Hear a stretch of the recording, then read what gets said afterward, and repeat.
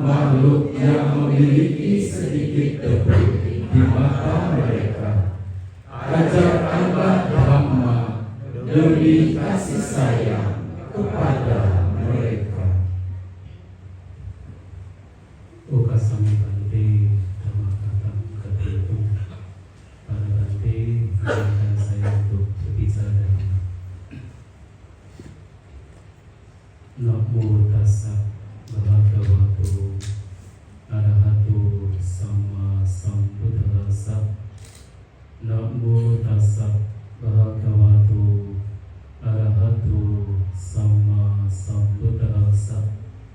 Namo Tassa Bhagavato Arahato Sama Sambuddhassa. Appamado Saddhammesu Ekam Manggala Utama. Tidak lengah di dalam hal-hal yang wajib, itulah berkah utama. Yang dimuliakan Ibu Sangga, terkhusus para Mahathera yang terluhurkan, para Samanera yang terpuji, para Kasilani yang saya hormati, para Rama-Ramani, Bapak Ibu Saudara-saudari sekalian yang berbahagia, selamat malam semuanya. Terpujilah Sang Buddha. Namo Buddhaya. Namo Buddhaya. Malam hari ini merupakan kehormatan bagi saya mendapatkan kesempatan untuk bisa berbagi dhamma di biara ini di depan para Mahathera.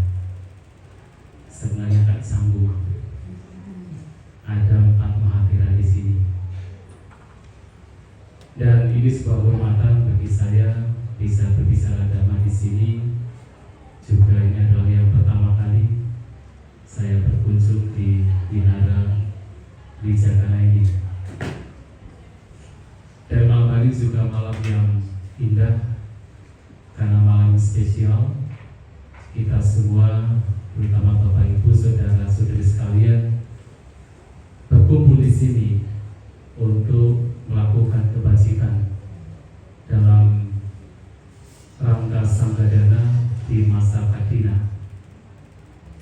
Dan sering kami para biku, terutama di Jawa Tengah, ketika masa Kadina seperti ini dalam Sanggadana sering disebut sebagai tidak hanya sekedar perayaan, tetapi adalah pesta.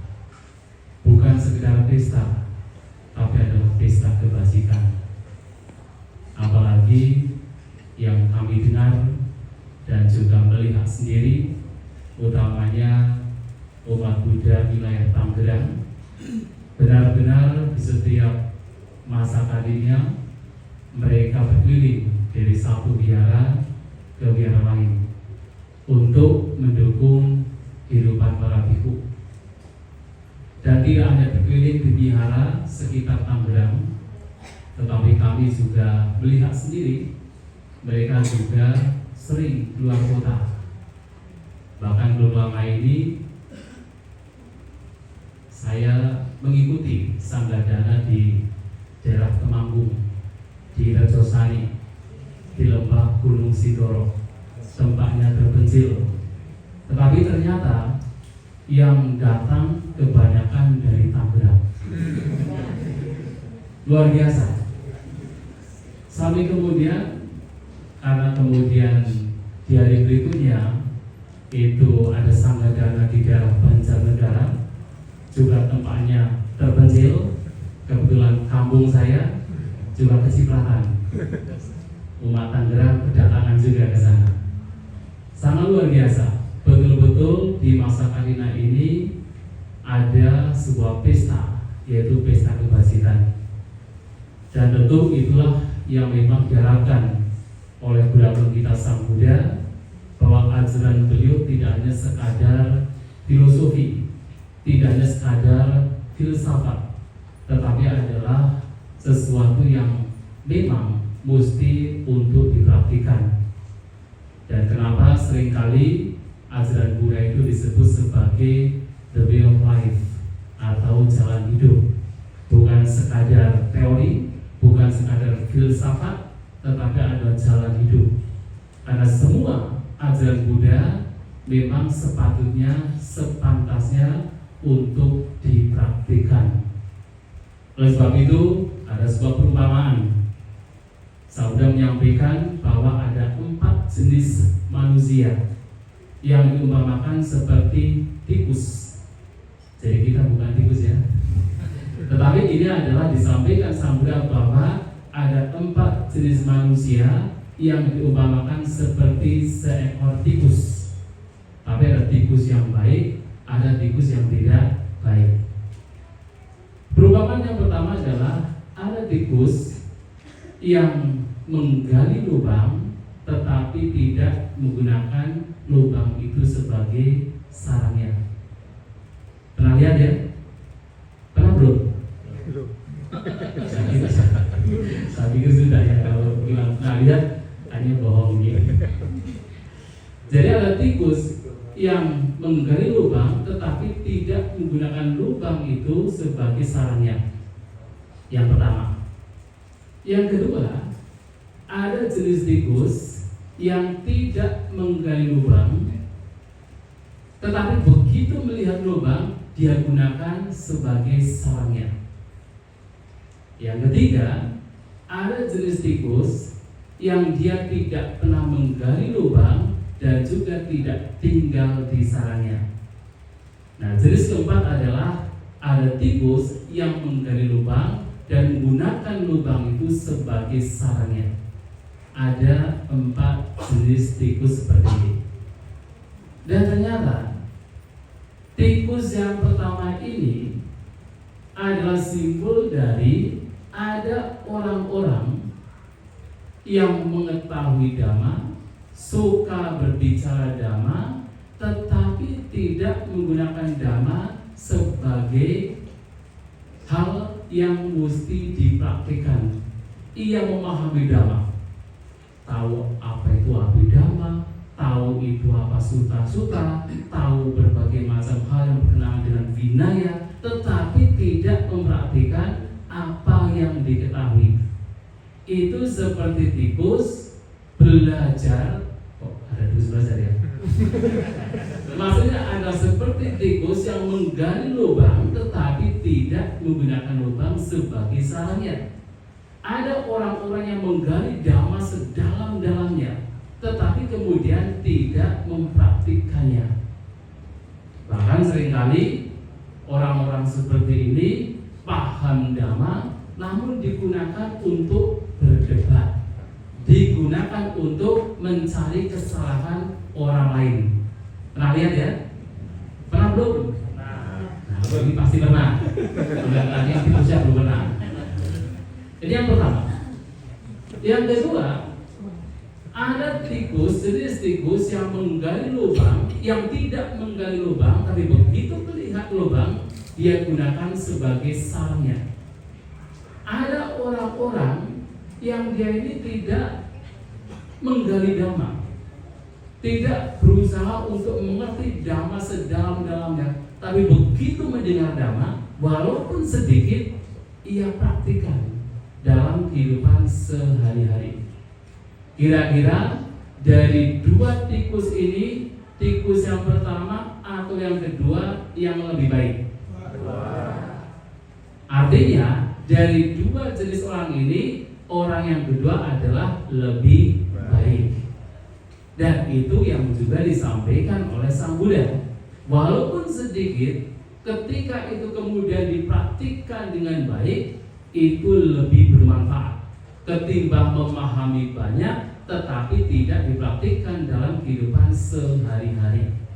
Maka yang kedua ini lebih baik.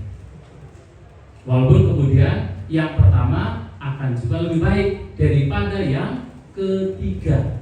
Karena yang ketiga adalah ada tikus yang tidak pernah menggali lubang, tidak pula menggunakan lubang sebagai sarangnya. Ada orang-orang yang tidak pernah belajar dhamma, tidak pernah menggali dhamma, dan dia juga tidak pernah mempraktikkan dhamma. Dan ini adalah yang terburuk.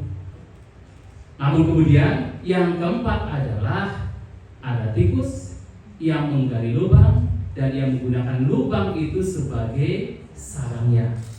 Ada orang-orang yang belajar dhamma, menggali dhamma sedalam-dalamnya, dan ia juga berusaha mempraktikkan dhamma yang sudah dia ketahui. Dan yang keempat ini adalah yang terbaik. Nah, sekarang pertanyaannya adalah, kira-kira kita ini masuk tikus yang mana? Yang pertama, kedua, ketiga, atau keempat? Kalau saya yakin umat Buddha tidak akan pernah yang ketiga.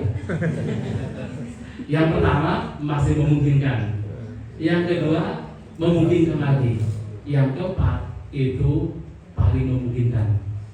Dan yang keempat inilah adalah yang terbaik, bahwa kita mesti menggali dhamma, memahami dhamma, dan kemudian dipraktikkan dalam kehidupan sehari-hari. Karena inilah yang akan memberikan manfaat. Sang Buddha menyampaikan, kalau seseorang berbicara dhamma, memahami dhamma, berbicara dhamma, tetapi tidak dipraktikkan, ia dibayangkan seperti bunga yang walaupun terlihat indah tetapi tidak memiliki bau yang harum. Pernah dengar ya? Dalam Dhammapada, yatapi rucirang pupang wanawantang agandakang. Seperti halnya bunga yang indah, yang memiliki warna yang indah tetapi tidak memiliki bau yang harum. Ewang subasita waca apalah hoti aku batu. Demikian pula ketika kata-kata indah itu diucapkan, yang dimaksud adalah kata-kata dhamma diucapkan, tetapi kata-kata itu tidak memberikan manfaat kalau tidak dipraktikkan. Maka sebanyak apapun kata-kata indah, kata-kata dhamma yang diucapkan, kalau tidak dipraktikkan, itu tidak akan memberikan manfaat. Seperti bunga yang kelihatannya indah, warnanya indah, tetapi tidak memiliki bau yang harum. Nah, oleh sebab itu kita mesti mempraktikkan dhamma yang sudah diketahui seperti pada malam hari ini. Bapak Ibu, saudara-saudari sekalian, datang ke sini adalah bukan sekadar mengetahui dhamma, tetapi juga berusaha untuk mempraktikkan dhamma dalam kehidupannya, termasuk yaitu berdana. Dan memang Bapak Ibu saudara-saudari sekalian, dhamma yang mesti dipraktikkan setidaknya dalam kehidupan kita, setidaknya ada 3 yang mesti kita praktikkan, kita kembangkan dalam kehidupan sehari-hari. Yang pertama adalah berdana. Berdana adalah praktik dhamma yang paling dasar yang memang mesti dipraktikkan. Kenapa praktik dhamma ini dikatakan paling dasar? Karena sesungguhnya Di antara praktik-praktik dhamma lainnya, berdana ini sesungguhnya adalah yang paling mudah untuk dipraktikkan. Dan bahkan berdana ini bisa dipraktikkan tidak hanya oleh manusia, bahkan binatang pun juga bisa mempraktikkan berdana. Pernah lihat ya Bapak Ibu, ada seekor binatang yang berdana? Pernah lihat belum? Di mana? Di YouTube? Di internet? Ada gajah yang memberikan persembahan dan makanan? Pernah lihat kan? Itu gajah yang memang disilakan. Tetapi dalam sekitar kita juga sebenarnya pernah melihat ada binatang yang berdana. Contohnya apa? Yang paling sederhana, barangkali Bapak Ibu pernah melihat ada seekor burung yang punya anak-anak, betul ya? Siapakah yang menghidupi anak-anak burung tersebut? Induknya. Ketika induk burung ini memberikan makanan kepada anak-anaknya, ini juga berdana. Ketika kita melihat ada induk ayam memberikan makanan untuk anak-anaknya, ini juga berdana. Hanya memang didasari biasanya oleh kemelekatan, karena itu adalah anaknya. Didasari oleh insting, tetapi itu juga bagian dari berdana. Bahkan Bapak Ibu pernah mendengar ada makhluk peta yang bisa berdana? Pernah dengar? Belum pernah ya? Makanya bahasa peta waktu. Bahkan peta pun juga utamanya ada kalau peta yang disebut sebagai Vimana peta. Jadi Vimana peta ini makhluk peta tetapi lumayan bahagia. Kehidupannya seperti di dalam surga, bisa berdana. Oh, banyak cerita di dalam peta waktu.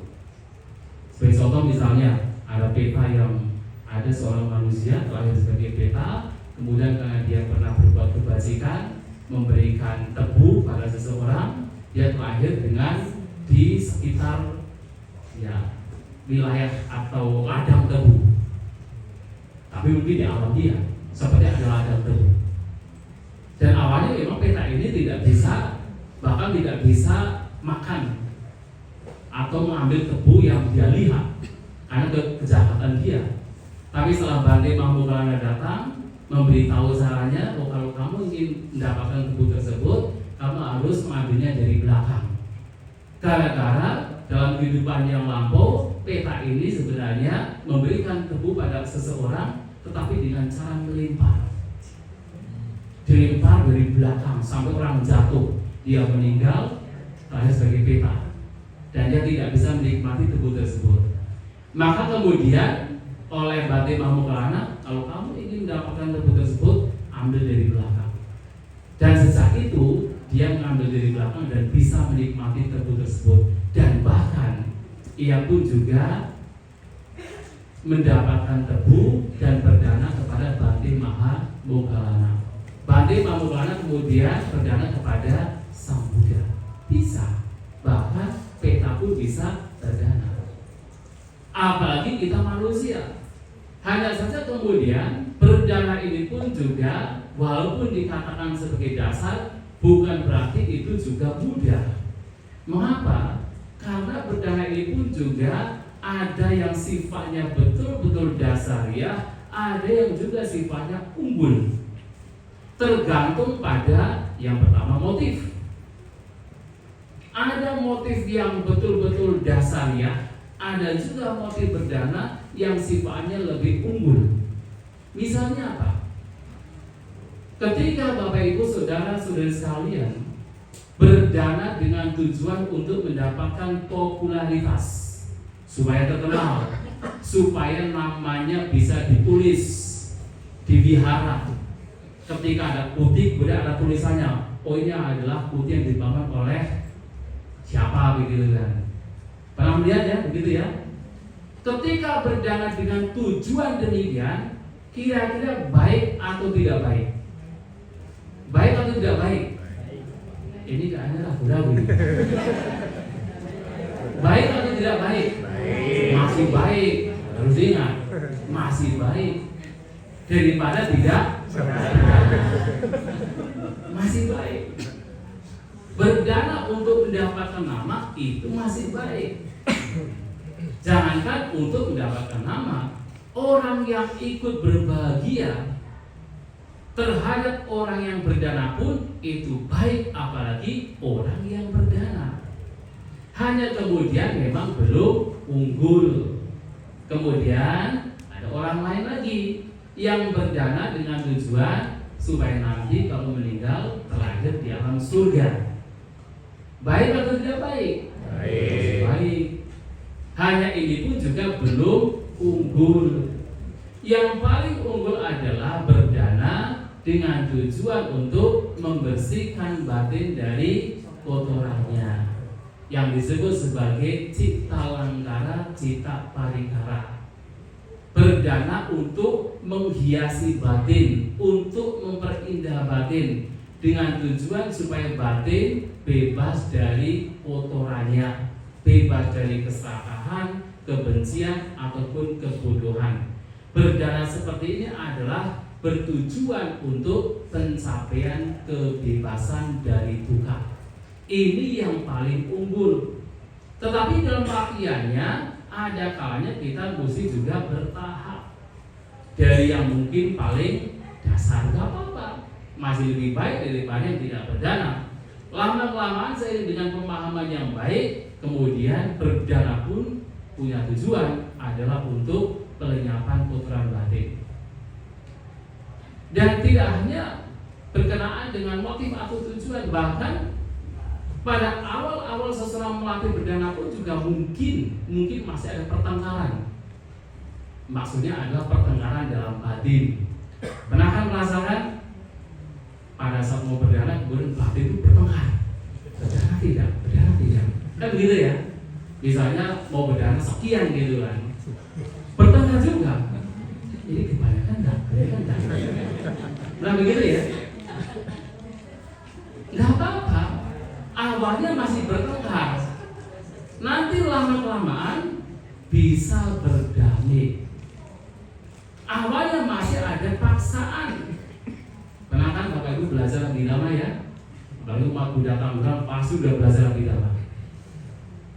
Kan awalnya mungkin berbuat kebajikan termasuk berdana masih ada paksaan, masih ada dorongan, masih harus diajak, kan begitu? Bukan inisiatif sendiri, masih diajak, masih didorong. Tapi lama-kelamaan ketika sudah menjadi keterampilan, sudah menjadi skill, menjadi kusala, tanpa diajak, tanpa didorong, seseorang akan siap untuk berdana. Jadi istilahnya dari sasang karikam menjadi asang karikam, kan begitu, bertahap. Mungkin awalnya Anda berdana, misalnya berdana barang. Awalnya berdana barang yang memang ini tidak dibutuhkan, makanya siap saja untuk melepas. Betul ya? Wah ini kan barang-barang akhiran gitu kan, nggak saya butuhkan, maka saya danakan gitu kan. Awalnya begitu, nggak apa-apa. Tapi nanti lama-kelamaan bahkan benda yang berharga sekalipun, ketika ada orang lain membutuhkan, seseorang bisa dengan sangat sigap, sangat siap untuk merelakan, untuk diberikan kepada yang lain. Maka berdana ini pun juga walaupun dikatakan dasariah, tapi juga sifatnya adalah bertahap, dipraktikkan secara bertahap dari yang paling dasar sampai yang kemudian paling unggul. Makanya tadi dibacakan dalam Nidikanda Sutta, bahkan hasilnya pun juga telah disampaikan dari yang paling dasar sampai yang paling tinggi. Paras yang cantik, suara yang merdu, perawakan yang menarik, rupa yang elok, menjadi seorang raja, terlahir sebagai raja Saka, sebagai dewa, sampai kemudian pencapaian sama Sang Buddha pun itu merupakan hasil salah satunya dari kebajikan berdana. Maka bertahap. Dan ini juga mesti dilakukan walaupun masih sifatnya bertahap. Karena dikatakan yang betul-betul sudah tidak ada kegigiran, dikatakan sebagai caga sampana, itu adalah seorang sotapana. Artinya kalau belum cari sotapana pasti masih ada kegigiran. Masih ada ya? Masih ada belum? Masih ada tidak? Oh, belum sotapana. Nah, ini yang pertama, berdana sebagai salah satu kebajikan yang mesti dilakukan, dipraktikkan dan dikembangkan. Yang kedua adalah praktik sila, praktik kemoralan. Dan kemoralan ini juga sebenarnya sama, dipraktikkan secara bertahap, ya sesuai dengan kemampuan masing-masing, sesuai dengan pemahaman dhamma masing-masing, dan itu pun juga bertahap. Yang paling unggul tentunya praktik sila yang dipraktikkan mereka para biku. Tapi kalau belum mampu, ya menjadi seorang samnera, mempraktikkan 10 sila. Kalau belum mampu, praktik seperti Atta Silani, praktik 8 sila. Kalau belum mampu, ya praktikkan setidaknya di hari-hari tertentu Anda berumah tangga praktik 8 sila di hari uposatha. Kalau belum mampu, maka praktikkan 5 sila. Tapi kalau sudah 5 sila jangan ditanya lagi. Kalau belum mampu, praktik 1 saja. Nah, boleh. Tidak bisa ditawar. Kalau 5 sila itu mesti diupayakan. Mesti diupayakan. Jangan kemudian saya belum mampu 5 sila, boleh nggak 1 saja? Mesti diupayakan. Maka dari 5 sila Anda bisa kemudian mengembangkan dirinya setidaknya di waktu-waktu tertentu mempraktikkan 8 sila. Kalau kemudian lebih mampu lagi, praktek seperti kehidupan Atta Silani, betul-betul seumur hidup praktek 8 sila. Kalau mampu lagi, praktikkan seperti Samanera, 10 sila dan seterusnya. Maka ini pun juga bertahap. Dan bahkan mungkin tujuan seseorang mempraktikkan sila pun juga bertahap juga. Dari tujuan yang paling dasar sampai tujuan yang paling unggul. Mungkin seseorang mempraktikkan sila hanya ingin coba-coba.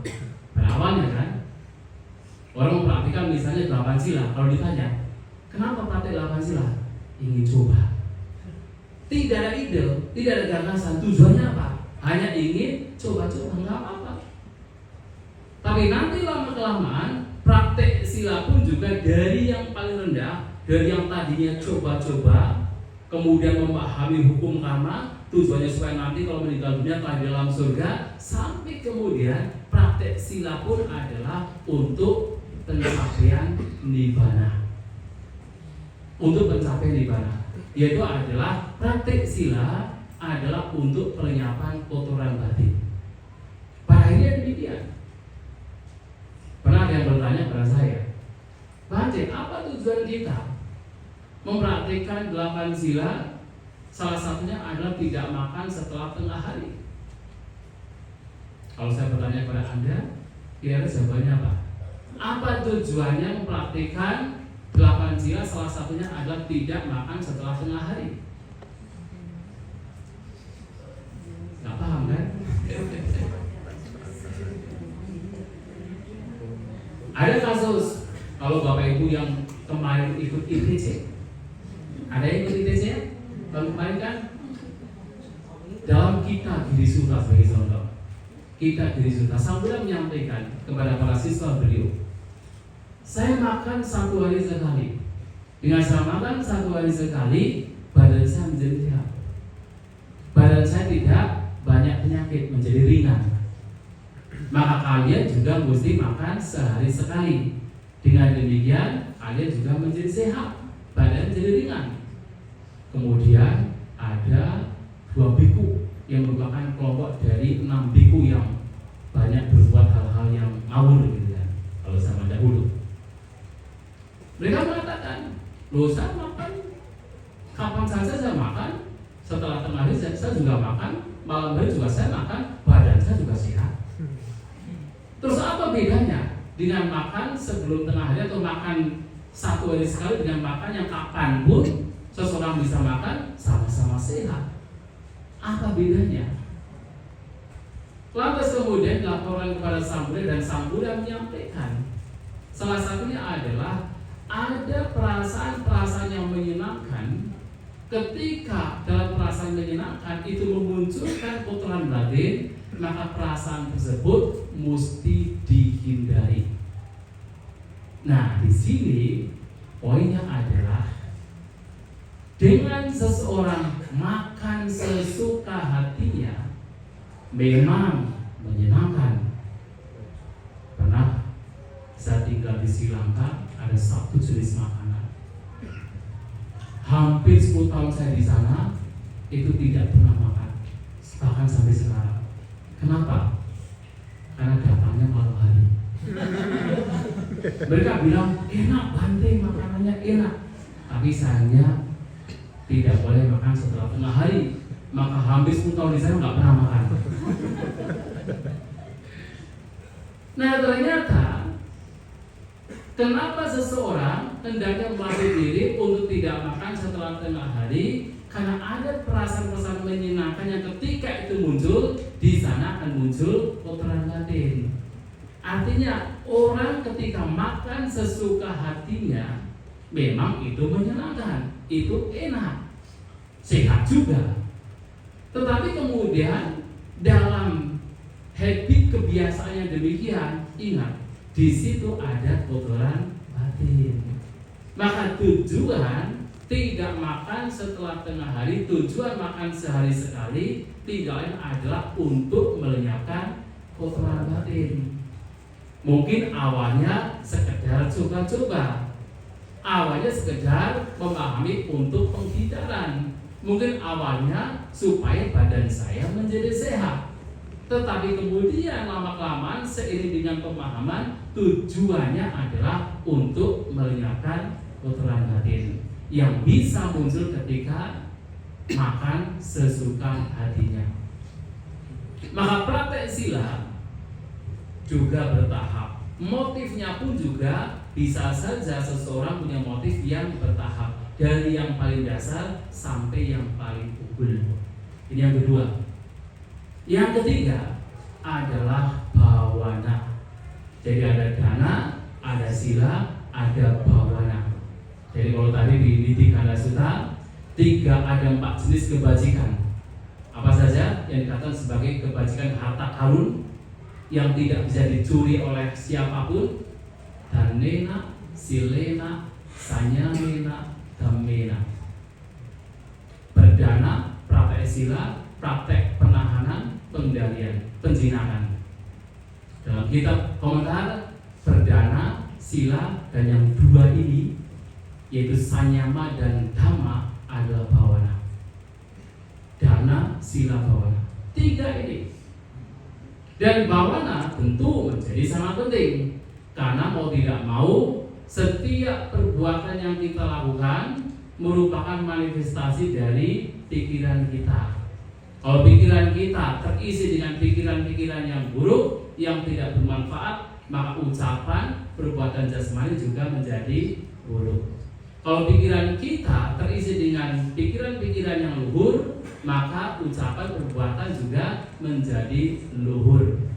Dan praktik bawana, praktik meditasi tidak lain adalah bagaimana kita mengupayakan untuk membersihkan batin. Pengotor-pengotor batin dibersihkan, sementara kualitas batin yang luhur, yang bermanfaat ini dikembangkan. Maka bawana menjadi satu hal yang sangat penting dan bahkan boleh dikatakan yang menjadi keistimewaan dalam ajaran Buddha. Yang menjadi pembeda dalam ajaran Buddha berbeda dari ajaran-ajaran lainnya. Mungkin berbicara perdana, setiap ajaran mengajarkan dalam batasan-batasan tertentu. Dalam praktik sila, setiap ajaran mengajarkan dalam batasan-batasan tertentu. Tapi ketika berbicara tentang bawana, yang paling detail, paling komprehensif, paling lengkap, tidak lain adalah ajaran Buddha. Dan ini menjadi inti dalam ajaran Buddha, praktik bawana. 3 ini setidaknya yang mesti kita kembangkan dalam praktik dhamma. Di depan tadi saya mengutip satu pernyataan yang saya kutip dari Manggala Sutta. Appamado cadammesu, appamada, yang tidak lain adalah tidak lengah, dhammesu, tidak lengah di dalam hal-hal yang baik, hal-hal yang bermanfaat, dan itu adalah berkah utama. Apa yang disebut sebagai hal-hal yang bermanfaat, yang wajib, yang baik, tidak lain adalah perdana, praktek sila, dan juga praktik bawana. Dan ini menjadi berkah utama.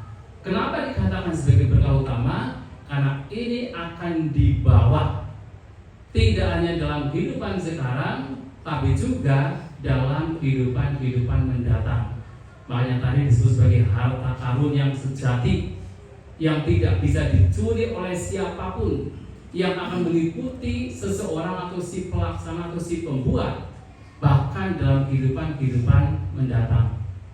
Maka dalam hidup kita ini tidak hanya, terutama Bapak Ibu Saudara-saudari sekalian, mengumpulkan harta benda yang hanya bisa dinikmati dalam kehidupan sekarang, tapi juga mulai mengumpulkan harta benda, harta karun yang nanti akan dibawa dalam kehidupan mendatang. Apalagi hidup kita sifatnya sementara. Hidup kita itu dibandingkan seperti segerombolan sapi yang digiring menuju tempat penjagalan. Artinya apa? Hidup kita itu melangkah pada kematian.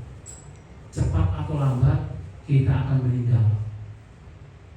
Belum lama ini saya pernah mendengar rata-rata umur manusia pada zaman sekarang itu hanya 75 tahun. Dan kalau kita hitung berapa hari dalam 75 tahun, kira-kira berapa? Hanya 27.375 hari.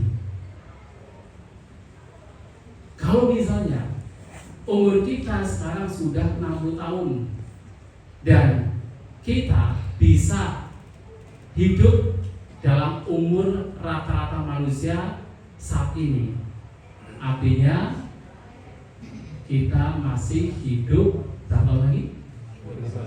15 tahun lagi. Kalau dihitung per hari, 15 tahun berapa hari? Berapa? Enggak sampai 6.000 hari umur kita. Enggak sampai 6.000 hari. Kalau umur kita sudah 70 tahun, tinggal 5 tahun lagi. Berapa juga? 5 tahun, 5 kali 365 hari. Tinggal berapa?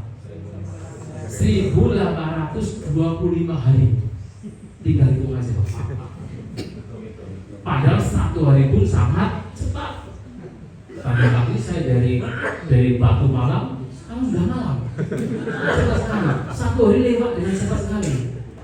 Nah kalau umurnya sudah terus bertambah, kita tinggal 5 tahun lagi misalnya, tinggal 1.825 hari. Kalau kemudian kita tidak segera mengumpulkan kebajikan, maka hidup kita menjadi sia-sia.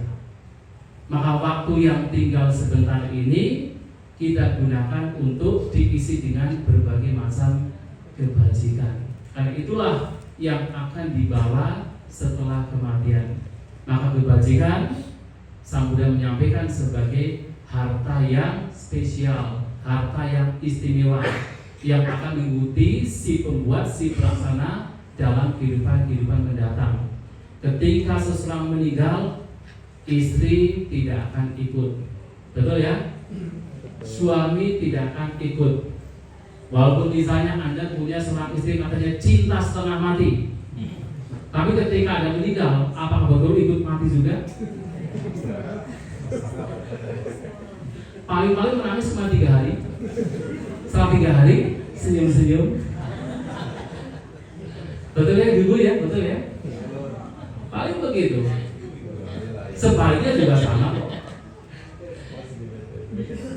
Jadi yang akan mengikuti bukan istri, bukan suami, bukan anak, bukan handi tulang, bukan kerabat, bukan harta benda, bukan kekuasaan, bukan pengaruh.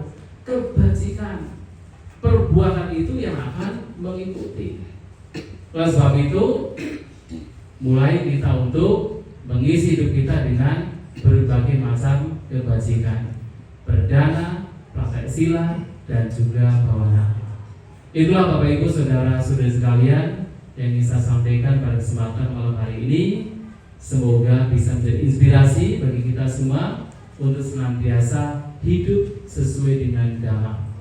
Selamat merayakan dan juga selamat melakukan pesta kebajikan di masa katina ini. Semoga kita semua bertumbuh dalam dhamma, sabi sarta bawantus kita. Semoga semua satwa berbahagia.